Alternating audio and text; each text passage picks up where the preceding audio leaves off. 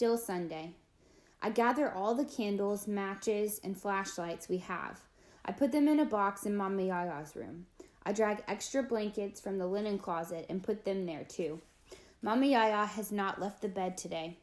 I can tell she's trying to dream, unlock the storm's mystery. She looks terrible. She's worn the same flowery house dress for 2 days. Pastor William stopped by, she says.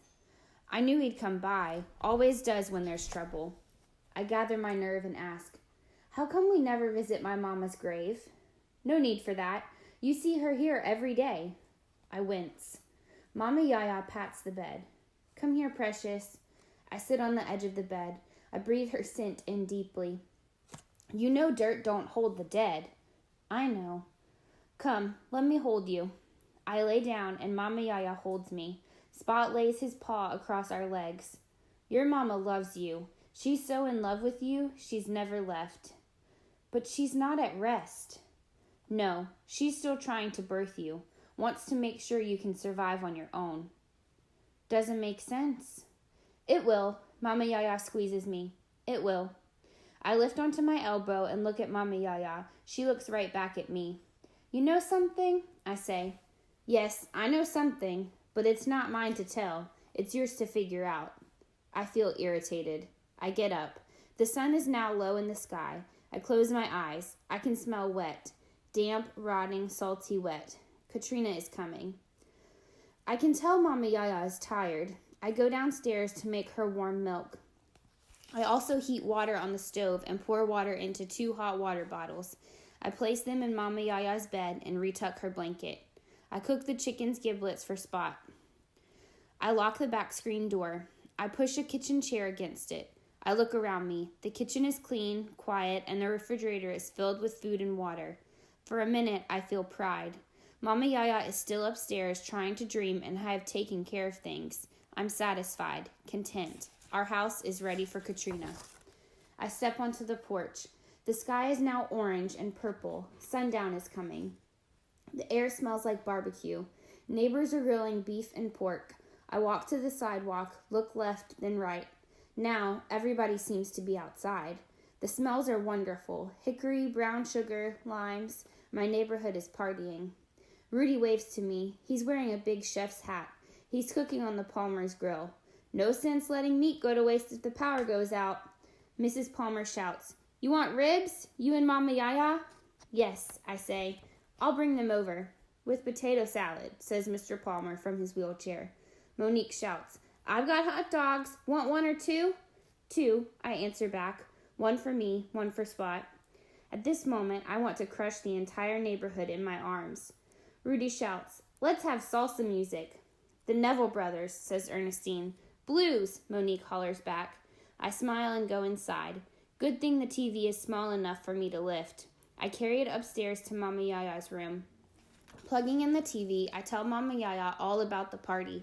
We'll have some good food tonight. Mrs. Palmer has ribs. See, things aren't so bad. We'll be all right tonight. I keep talking and talking, telling Mama Yaya about the food, the music, and about how happy everyone seems. How beautiful the sky looks with its orange and purple swirls. Mama Yaya doesn't say much. She can barely keep her eyes open. I don't know if she's so tired or so intent on dreaming. I take a bubble bath. I've been saving my cherry bubbles for a special occasion. I think, what can be more special than a hurricane? When Mama Yaya gave me the bubbles last Christmas, she told me that cherries were a sign for good fortune and sweet character. Like you, Lanisha. When I'm finished, I just want to curl up in bed with a soft pillow and sleep without dreams. But I don't. I gather up my school books, my pencils, my purple pen, and carry them to Mama Yaya's bedroom. I'm almost done, ready for the night. Spot, do you need to go outside? I whisper. Spot leaps off the bed. Mama Yaya fidgets and turns in her sleep as Spot and I head outside. I see darkness on the horizon, rolling in like a too warm blanket. Wind has picked up, blowing leaves, causing branches to sway ever so slightly. There are covered plates by our front door, hot dogs, ribs, and potato salad. Neighbors have shared extra food. I guess we are surviving this storm together. The neighborhood is a ghost town, truly. The street is darker than usual because planks and shutters across house windows keep in the light. No cars are moving down the street. No one sitting on porches or walking dogs. Not even Aunt Ernestine's stray cat, the no-name cat, is anywhere to be seen. Everyone is inside, waiting. But I see ghosts. More than I've ever seen in my entire life. Ghosts are loitering. I like that word. Standing idly, lingering aimlessly. Me and Spot see them all. Seeing so many ghosts scares me. Before they just were. Now they seem like an omen of bad things to come. Even though I don't want to talk with them, I think now is my chance to find out what Mama Yaga's dreams can't seem to tell her. I walk to beneath the lamppost. Spot sniffs, and I ask Mr. Watson's ghost, "Is the hurricane going to be bad?" He opens his mouth and moans, "No." A ghost girl skips rope. A ghost boy rides a bike. They smile at me. Maybe they aren't an omen after all. Maybe they need a place, like everyone else, to see the storm through. I pick up the food the neighbors have left. Spot licks his lips, ready for dinner. I realize I'm hungry, too. I lock the door tight and head back upstairs. Me and Mama Yaya are going to be fine. Our neighborhood is going to be fine. It's 7 p.m. Mama Yaya smiles weakly and sits up slowly, leaning halfway back into a pile of pillows. I give her a spoonful of potato salad while Spot gobbles his hot dog. "Turn on the TV, Lanisha," says Mama Yaya. Dreaming, I can't see nothing. "Hand me my glasses, honey. Let's see what the weatherman says about the storm." Part of me doesn't want to turn on the TV. Why did I bring it upstairs anyway? I press the power button and the screen lights up. And there he is, the sweaty weatherman. Mama Yaya sits up further. I sit beside her, a pillow behind my back. At the bottom of the bed, Spot is lying on his back, his belly up. If we were watching Oprah, we'd be having a good time. The weatherman says, "Katrina is headed directly for New Orleans. If you haven't gotten out, buckle down. It's going to be a wild ride, perhaps devastating." I go to Mama Yaya's window, peek between the slats. The sun's gone, the moon is yellow, the wind is whistling. "It's coming," I hear Mama Yaya say. I shiver. Tell myself not to be afraid. We'll survive the hurricane. Ghosts told me so. I must have fallen asleep, because when I wake, Mama Yaya has her hands thrown over her head and she is sleeping deeply. The lamp on the nightstand makes the room glow, seem unreal.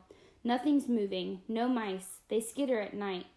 Not even fat water bugs that come out when you turn down the lights. Nothing. Silence, inside and out. I swear I can't hear a thing.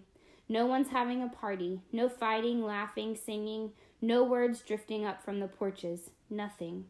The quiet makes me think I'm going to die. Like Mother Nature has sucked up everything. All sounds, winds, human talk, and cries. A vacuum. Absence of matter. I worry I'll be sucked up too.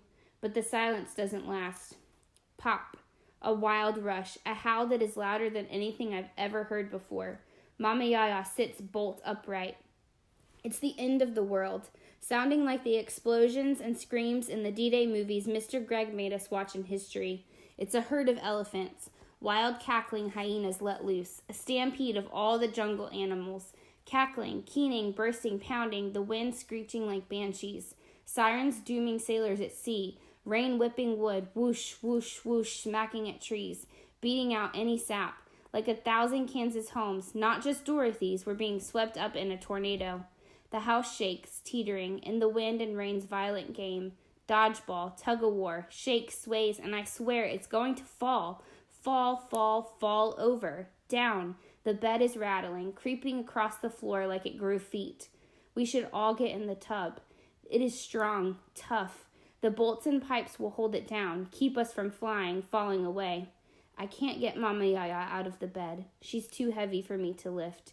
I scream. She screams. I pull. "Come on," I scream. "Come on." Her face is pale. Her bony hands are cold. The house shudders and groans, creaks and complains like it's alive. The wind just howls back. Her feet are on the floor, her body slumped over. I grip her waist and pull her upright.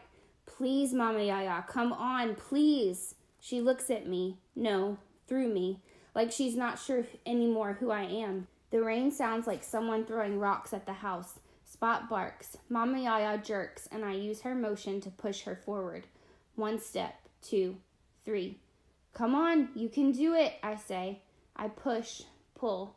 Spot is rushing at the windows, barking at the wind whipping our house, like it's a mad dog outside trying to get in. I scream, "Mama Yaya, come on!" My face is all wet, like the rain has come inside. I don't wipe my cheeks, just keep tugging Mama Yaya. My heart is about to burst. Then there's quiet, like the world outside has disappeared.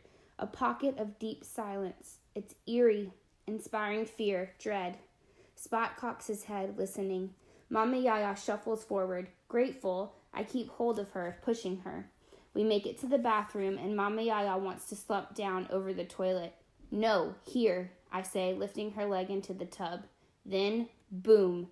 The roar is back again. Stones are shattering the house. Mama Yaya falls forward, and I fall on top of her. "You all right? All right?" I shriek. The rain and wind are fierce. I don't believe Mama Yaya hears me, even though I'm shouting in her ear. She's moaning, moaning, moaning. Is she bleeding? I grab a towel for her head. "Spot!" I scream. He hears me, and he stops snapping, growling at the monster outside, and runs, jumps into the tub. I hug him, squeezing hard. He licks my tears. "Good dog," I say. "You're a good, good dog." It's hot, too humid inside and out. I'm sweating, hoping Spot won't leap out of the tub. I close my eyes, getting as close as I can to Mama Yaya, praying our house won't fall over, praying she's going to be all right. Like a bullwhip, the rain lashes and lashes. It's getting heavier, like bricks, smacking up, down like a giant pounding with his fists. The world is falling apart. First the sky, then the roof. Falling, falling, I'm sure, to crash down on our heads. We're going to die. Mama Yaya sighs like she's given up. I hug Spot even harder. We won't last the night. I hope Jinya and Tashawn are safe. I hope everybody in the Superdome is safe. The lights flicker, then it's dark. A dark, deep, and thick. The power is out. I can't get to the candles or matches. I've forgotten the flashlight. My eyes squint, getting used to the dark. Through the door, I can see straight into Mama Yaya's bedroom. Even though I've been in her room a million times, the shadows and shapes now frighten me. There are monsters here. The chair, the bed, the mirror, picking up glints of moonlight, seem to move, shuddering, trembling, with spirits making them jerk, come alive. The tub is cramped and hot. I feel sweat trickle down my back. "Mama Yaya, you okay?" "I'm right," she says. "I'm right." I can't see her. Her breathing is ragged. She can't seem to get enough air. I worry. The storm is quiet, but I still listen with all my might. Good. It's over. The storm has passed. I start to stand up, but Mama Yaya grabs my hand, pulling me down. Mama Yaya is holding the bathtub ledge. "Here it comes," she screams. "Here it comes." Then, boom, like a bomb exploding, the storm's back. I. Mama Yaya is screaming. I scream too. Spot howls. Planks squeal as if they're being pulled free from nails. I hear pounding, doors flung open by wind, shutters slapping against windows, glass cracking, breaking like 1,000 bottles. Mama Yaya is yelling. I realize she's saying. We're in the hurricane's eye.